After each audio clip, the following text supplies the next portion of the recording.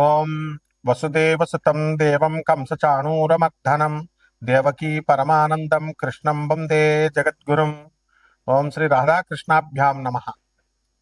మనకి ఈ మార్చి నెలలో గ్రహస్థితులు ఎలా ఉన్నాయో ఒకసారి చూద్దాం.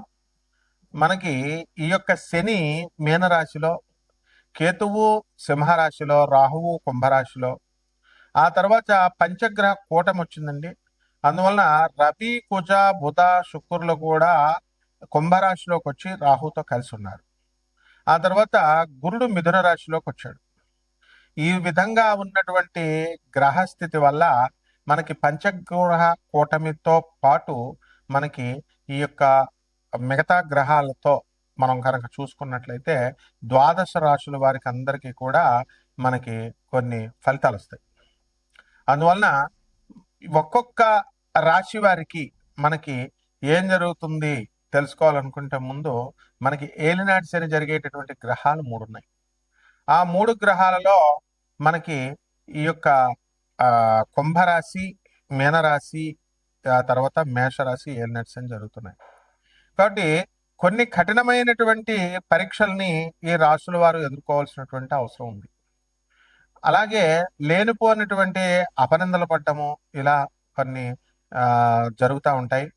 అప్పుల బాధలు అవనండి, అవమానాలు, ఎంత మీకు డబ్బు వచ్చినప్పటికీ కూడా అవమానాలు పాలవడం అనేటటువంటిది ఈ 3 రాశుల వారికి ఎక్కువగా జరగడానికి అవకాశాలు ఉంటాయి. ఇకపోతే ఈ యొక్క ధనుస్సు రాశి వారికి మనకి అర్ధాష్టమ శని గ్రహ దోషము, అలాగే ఈ యొక్క కర్కాటక రాశి వారికి మనకి అష్టమ రాహు జరుగుతుంది అనుకోండి. అయితే సింహ రాశి వారికి అష్టమ శని దోషం జరుగుతుంది.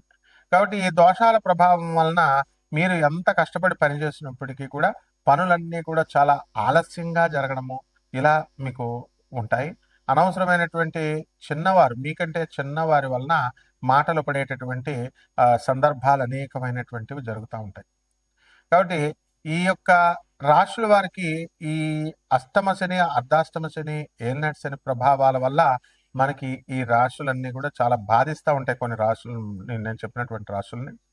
అయితే వీళ్ళందరికీ కూడా మనము ఈ ఫలితాల నుంచి మనం దాటుకోవచ్చా అండి ఈ యొక్క దోషాల నుంచి అని అంటే ఖచ్చితంగా దాటుకునేటటువంటి అవకాశాలు అధికంగా ఉన్నాయి. అయితే మనము కరెక్ట్ అయినటువంటి సాధన చేసుకోవాలి, కరెక్ట్ అయినటువంటి గురువు అవసరం అనమాట.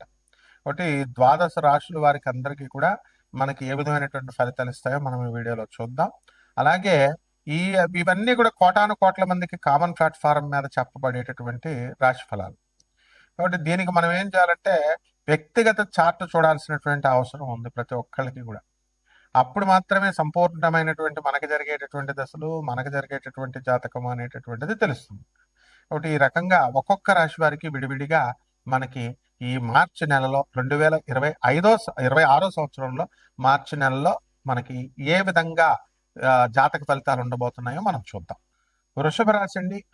ఈ వృషభ రాశి వారికి అందరికీ కూడా అర్ధాష్టమ కేతు జరుగుతున్నాడు. అందువలన చాలా వైరాగ్యం వస్తుంది అనమాట. సో ఈ రకంగా మనకి ప్రతి పని కూడా ఆలస్యంగా అవడము, లేకపోతే ఆడవాళ్ళ వల్ల వ్యతిరేకత అనేటటువంటిది ఎక్కువగా రావడము, ఆ తర్వాత మీ స్థాయి కంటే కూడా చిన్నవాళ్ళ చేత మీరు మాటలు పడ్డము, ఈ రకమైనటువంటి తలపోట్లన్నీ కూడా వస్తూ ఉంటాయి. సాయం చేయడానికి వెళ్ళినటువంటి మీకు నిందలు మీ మీద పడతాయి. కాబట్టి ఈ రకంగా మహిళలు కూడా చాలా, వృషభ రాశి వాళ్ళు చాలా పైకి వచ్చేస్తారు.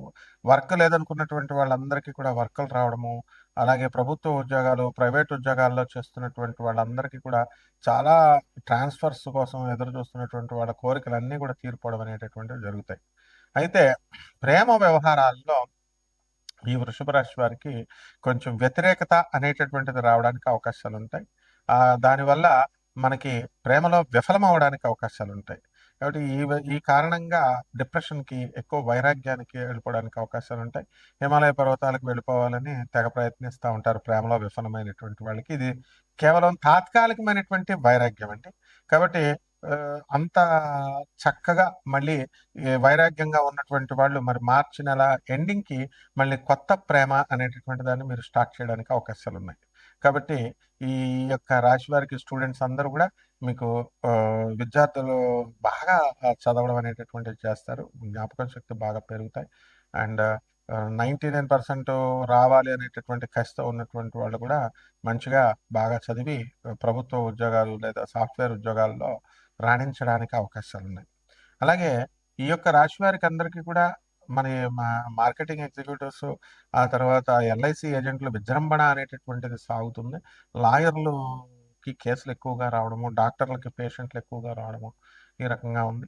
అలాగే వృషభ రాశిలో ఉన్నటువంటి డాక్టర్లకి టార్గెట్ పూర్తి చేయలేకపోతున్నారనేటటువంటి కారణంతో కార్పొరేట్ హాస్పిటల్ ప్రెషర్‌తో మీరు రిజైన్ చేసేయడమో, వాళ్ళు మిమ్మల్ని తీసేయడమో ఇలాంటివన్నీ కూడా జరుగుతాయి. కానీ అన్నిట్లికి కూడా సిద్ధంగా ఉండి చక్కగా చేసుకొని మీరు ముందుకు వెళ్తారు.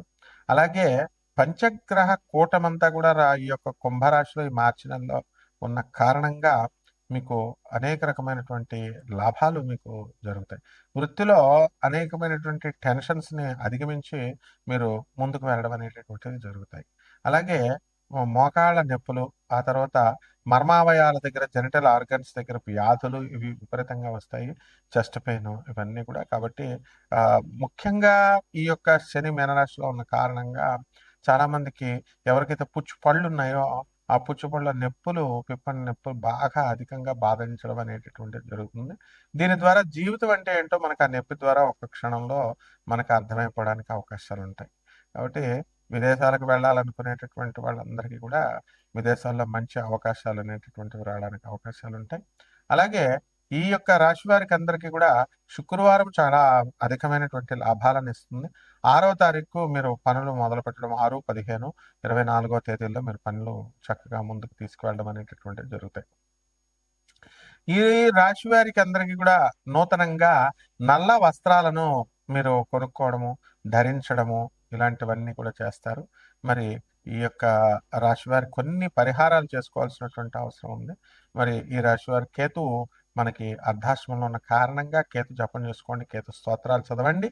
అలాగే చక్కగా ఈ యొక్క రాశి వారికి ముఖ్యంగా ఈ యొక్క అధికమైనటువంటి బాధ దేని నుంచి మనకి ఈ యొక్క శని నుంచి మనకు ఉన్న కారణంగా మనకి శని జపం చేసుకోండి, శని స్తోత్రాలు చదవండి. రావి చెట్టు మొదలు అది శివలింగ రూపం, అది రావి చెట్టు. దావి చెట్టు పైనుంచి నీళ్లు పోయడము, క్రింద నీళ్లు పోయకుండా చేసేటటువంటి ప్రదక్షిణాలు ఏవి కూడా పనిచేయవు మీకు. కాబట్టి రావి చెట్టు చుట్టూ ఓం శనేశ్వరాయ నమః అంటూ ప్రదక్షిణాలు చేసుకోండి. అలాగే మోకాళ్ళతో చక్కగా ఒక ప్రదక్షిణ అనేటటువంటిది రావి చెట్టు చుట్టూ మీరు చేసుకోండి, ఓం శనేశ్వరాయ నమః అంటూ. ఆ విధంగా నల్ల చిమిల్ని తయారు చేసి చక్కగా శనీశ్వరుడికి మనము అభిషేకం చేసుకోవడము, ఈ రకంగా మనం ఈ యొక్క కిలోంపావు ఉలవలని మనము దానం చేయడము, ముఖ్యంగా అధికమైనటువంటి పారితోషికం ఇచ్చే సోమవారం నాడు ఉదయం 7 గంటలకి బ్రహ్మాండంగా ఉంటుంది. శుభమస్తు.